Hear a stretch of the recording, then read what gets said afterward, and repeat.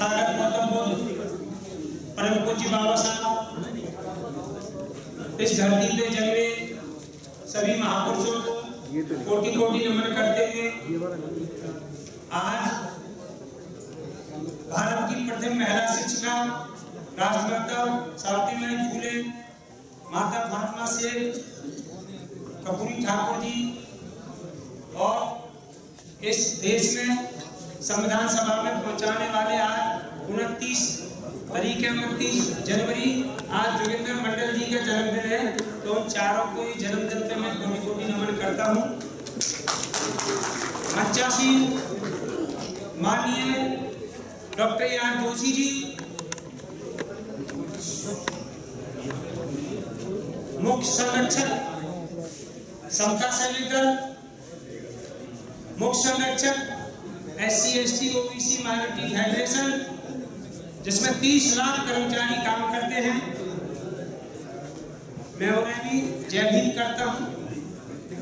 साथ में विराजमान अली अनवर जी, माननीय पूर्व सांसद, मैं उन्हें भी जय भीम करता हूं।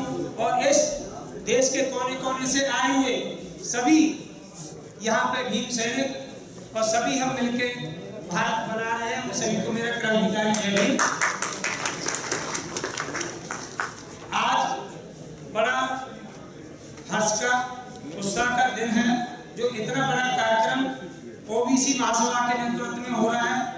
मैं यहाँ के कार्यकर्ता, विशेष तौर से माननीय वीर सिंह बघेल जी, जो यहाँ के प्रेसिडेंट है दिल्ली प्रदेश के, और उनकी टीम, सभी को, यहाँ धर्मपाल जी और तमाम साथी, नेत्रपाल जी और हमारे साथी आए हैं, सभी को क्रांतिकारी जय भीम। मैं ये कहना चाहता हूँ, समय कम है, वक्त बहुत है। अगर हमने इस देश पे अगर सत्ता पे काबिज होना है, बाबा साहब ने तो बहुत पहले कहा ना कि हम अपने हक अधिकार की लड़ाई लड़ेंगे, सुरक्षित जभी रह पाएंगे जब हम इस देश के शासक होंगे।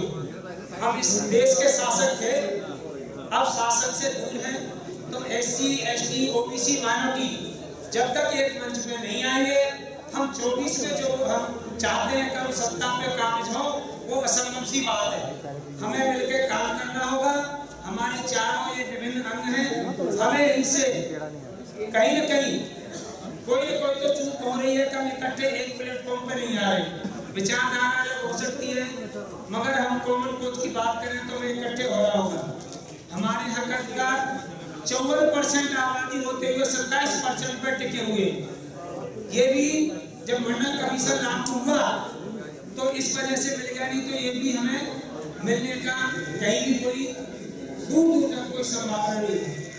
हमें आज इकट्ठे रहना है, मिलकर रहना है, काम करना है। और हम इकट्ठे रहेंगे तो ये भूल जाओ जहाँ हम थे 1000 साल पहले, हम 24 के बाद वहीं जाएंगे। आपका समय है 1 साल का, तो आप जरूर इकट्ठे हो जाएं। मेरी ये प्रार्थना है, निवेदन है, अपील भी है, हम मिलकर काम करें। हम ये दिखा दें कि जातिगत जनगणना होनी बहुत जरूरी है। अगर नहीं हुई तो हमारे हम अधिकारों को प्राप्त नहीं कर सकते। जय भीम, जय भारत, जय संविधान। सभी महापुरुषों के श्री चरणों में नमन करता हूँ। आप सभी लोगों को नमस्कार साथियों।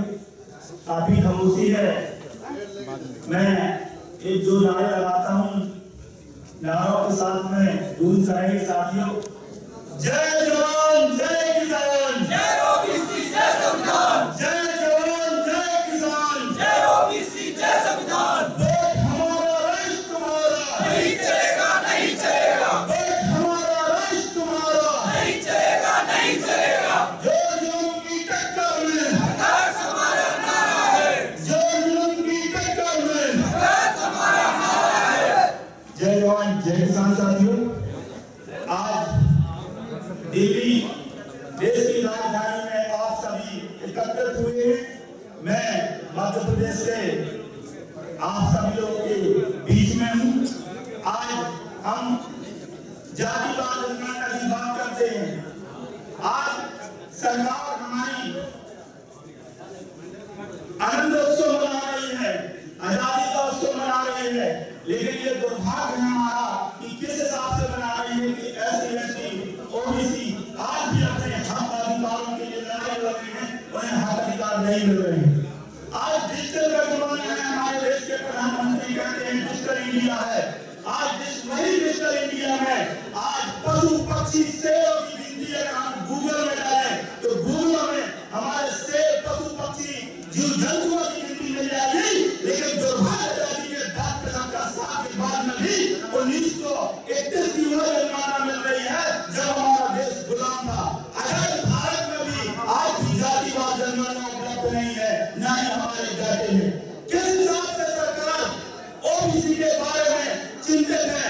अरे कहने के लिए वही सरकार है जब 2014 में बनी थी तो सम्माननीय गृह मंत्री जी बोले थे कि हमारी दोबारा सरकार बनेगी तो हम जातिवाद जनगणना कराएंगे। लेकिन कहाँ है दोबारा सरकार भी बनी, वोट मांगने के लिए जाति से वर्ग के नाम से वोट मांग के सरकार बना देते हैं, लेकिन हमारे हक अधिकार देने के लिए उनके पसीने छूट जाते हैं। साथियों, हम लोग मध्य प्रदेश से आते हैं, लाठी डंडे खाए, लड़ाई लड़े हैं, अब वो समय दूर नहीं है। अगर 2023 में मध्य प्रदेश के साथ साथ 5 राज्यों में चुनाव है और 1 साल के बाद में लोकसभा का पूरे देश में चुनाव है, हमें निश्चित तौर पर पूरे देश से एक ये बात निकालनी पड़ेगी, जो ओबीसी एससी एसटी के हकाधिकार जो सरकार ने दे रही हो, जो सरकार निकम्मी है, उस सरकार को हमें किसी न तरीके से बदलनी है। और ये संकल्प लेकर के हमको निकलना पड़ेगा। ये देश की राजधानी है, यहाँ की आवाज पूरे देश में जाएगी और ये अभी भी समय है, अभी भी आज हमारा समाज अगर लड़ेगा, हक अधिकार की लड़ाई लड़ेगा तो वो दिन दूर नहीं है। अंग्रेज को हमें कुछ दे देगा तो क्या अत्याचार नहीं किए, आने वाले टाइम पे अंग्रेजों से बदतर गुलामी हमारे लोगों को करनी पड़ेगी। आज समय है हम अपनी लड़ाई आने वाली पीढ़ियों के लिए लड़ें। और मैं कहना चाहता हूँ सभी साथियों से कि क्रांतिकारी लड़ाई लड़ रहे हैं जो कहीं न कहीं अपने घर परिवार बर्बाद कर रहे हैं। आप सभी बुद्धिजीवी हैं, एक दिन की रोटी, एक दिन का समय और एक संकल्प के साथ में निकल रहा है कि जब तक हमारे हक अधिकार नहीं मिलेंगे तब तक ओबीसी महासभा का क्रांतिकारी साथी चैन से नहीं बैठेगा। अगर आज नहीं मिले साथियों, निश्चित तौर पर जिस तरीके से हक अधिकार हमारे छीने जा रहे हैं, चाहे न्यायपालिका हो, चाहे कार्यपालिका हो, आज भी जिस तरीके से ओबीसी के हक अधिकार खत्म हुए जा रहे हैं, तो क्या समझ कल का जो हम क्या होगा कि कल क्या होगा। इसलिए मुझे लगता है लड़ना चाहिए साथियों। बहुत बहुत धन्यवाद। जय जवान जय वाले हस्ती सावित्रीबाई फुले, फातिमा से और जन नायक कर्पूरी ठाकुर जयंती पखवाड़ा समारोह, साथ ही हम लोगों के बीच मंडल मसीहा जिन्होंने देश के पिछड़ों के लिए देश के सबसे बड़ी लोकतंत्र की अदालत में लगातार आवाज बुलंद करने का काम किया, सरदेव शरद यादव जी जो हम लोग के बीच नहीं रहे, और हम जिस देश में रह रहे हैं संविधान दाता सबों को समान अधिकार देने वाले बाबा साहेब डॉक्टर भीमराव अम्बेडकर जी सही देश की आजादी में जो भी कुर्बानियां दिए हैं, तमाम वीर सपूत शहीदों को हम नमन करते हैं, श्रद्धा सुमन अर्पित करते हैं। और यह महासभा जो हो रही है इसकी अध्यक्षता कर रहे सुप्रीम कोर्ट की वरिष्ठ अधिवक्ता और वंचितों गरीबों की हक और अधिकार दिलाने की लड़ाई लड़ने वाली आधी आबादी के प्रति सीमा कुशवाहा जी कार्यक्रम के संचालन कर रहे हैं। राष्ट्रीय पूर्ण कमेटी के सदस्य पुष्पराज सिंह पटेल जी, मुख्य अतिथि के रूप में जो भी किसी कारणवश चले गए माननीय छगन भुजबल जी जो पूर्व उप मुख्यमंत्री महाराष्ट्र सरकार में रह चुके हैं, उद्घाटनकर्ता डॉक्टर ए.आर. जोशी साहब, मंचा से राज्यसभा के सदस्य राजमणि पटेल साहब और पसमानदा मुस्लिम महाज के राष्ट्रीय अध्यक्ष, पसमानदाओं की आवाज को देश में बुलंद करने वाले और मेरे भी प्रेरणा स्रोत पूर्व सांसद जनाब मोहम्मद अली अनवर साहब, मनसा सिंह, लक्ष्मण यादव जी, माननीय विधायक उत्तर प्रदेश अतुल प्रधान साहब और राजकुमार भाटी साहब, माननीय पूर्व सांसद राजकुमार सैनी साहब, माननीय धर्मवीर सिंह बघेल जी, हमारे बिहार प्रदेश ओबीसी महासभा के अध्यक्ष माननीय वीरेंद्र गोप जी, माननीय धर्मेंद्र सिंह कुशवाहा जी, जो राष्ट्रीय कोर कमेटी के सदस्य हैं, बिहार राज्य ओबीसी महासभा के मुख्य प्रवक्ता सुभाष यादव जी, महेंद्र सिंह लोधी जी, लोकेंद्र गुप्ता जी, वीरेंद्र यादव जी, जो मध्य प्रदेश के अध्यक्ष हैं, और इस कार्यक्रम में आने के लिए लगातार हमसे संपर्क बनाए रखने के लिए बड़े भाई बसारत मंसूरी साहब, मंसूरी फेडरेशन के सरपरस्त हाजी समीर मंसूरी साहब जाते हैं, उस समय भूल जाते हैं कि इसराइल मंसूरी भी ओबीसी, उस समय आपको याद नहीं रहेगा, उस समय आप इसराइल मंसूरी को एक मुस्लिम रूप में देखने लगते हैं जब, और वही हमारी ताकत को कमजोर कर दिया है। देश के इतिहास में देखिए, अंबेडकर साहब सदन में आने के लिए अगर देश का मुसलमान अपनी कुर्बानी नहीं देता तो शायद वो सदन में नहीं आते और दुनिया के खूबसूरत संविधान को मिलता। तो हमारी आबादी है और लोकतांत्रिक व्यवस्था में राजनीति के कोख से पैदा हुआ व्यक्ति हो, चाहे नेतृत्व को कोख से पैदा हुआ व्यक्ति हो, तमाम लोगों को बराबर का अधिकार मिला है, एक मत देने का अधिकार मिला है, और यह खूबसूरती भारतीय संविधान में है। चाहे वो गरीब हो चाहे अमीर हो, एक ही मत देने का अधिकार है। इतनी बड़ी अधिकार हमको मिला, तब हम अधिकार को नहीं समझ पाते और हमको कहीं न कहीं कमजोर करने के लिए हमको धर्म के आधार पर बांट दिया जाता है और हम लोग इसी दलित पिछड़ा के भी आधार पर बंटवारा कर दिया जाता है, हम अपना अधिकार से महरूम हो जाते हैं। क्योंकि वक्त रहने पर हम अपने होश से काम नहीं लेते, बोलते तो बड़ी बड़ी बातें, लेकिन अपने स्वार्थ में हम तो साधारण फैमिली से आए हुए हैं। हम लोग राष्ट्रीय अध्यक्ष आदरणीय लालू प्रसाद यादव जी, जो गरीबों की मसीहा है, बेजुबानों को जुबान है, हम जिस राज्य से आते हैं वहां समाजवादियों का बोलबाला, और हम जिस पंचायत से आते हैं वहां तो कुर्सी पर बैठने का क्या, खड़ा बनने का भी किसी का अधिकार नहीं था। तो हम यह जरूर कहना चाहेंगे, वहां भी 90 के दशक में आदरणीय लालू प्रसाद यादव के नेतृत्व में एक संपूर्ण क्रांति को अली बिहार के धरती से बना।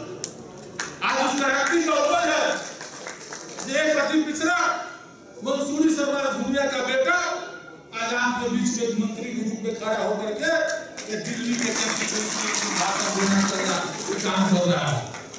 लेकिन हम इतना जरूर कहना चाहेंगे कि हम लोग तमाम लोग टुकड़े टुकड़े में बटे हुए हैं। एक हमारे अली अनवर साहब पूरी पसमंदा को लेकर के चलने की बात कह रहे थे, तो बीच में कई तरह के संगठन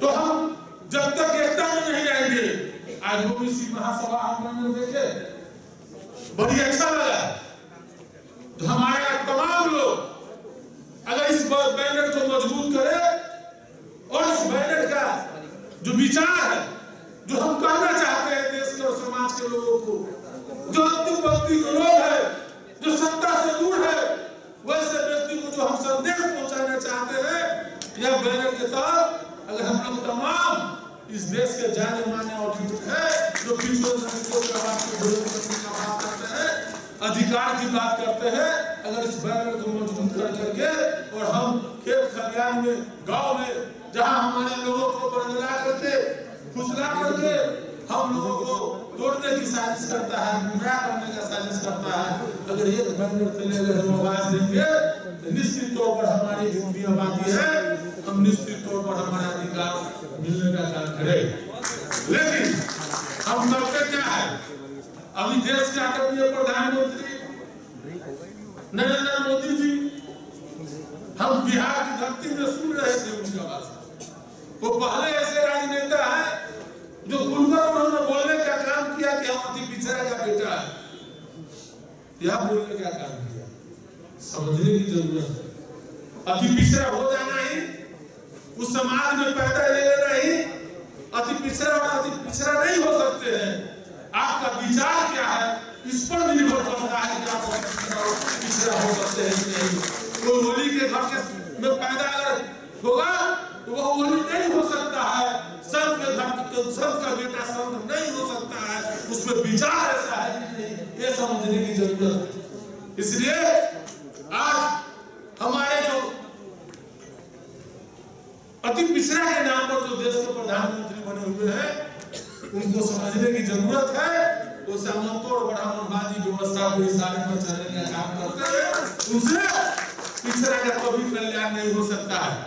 इसलिए क्योंकि बहुत सारे एक से हमारे बड़े बड़े जानकार लोग और एक्टिविस्ट लोग और समाज के लिए वर्षों से लड़ने वाले लोग इस मंच पर बैठे हुए, इसलिए ज्यादा वक्त नहीं लेते हुए हम इतना जरूर कहा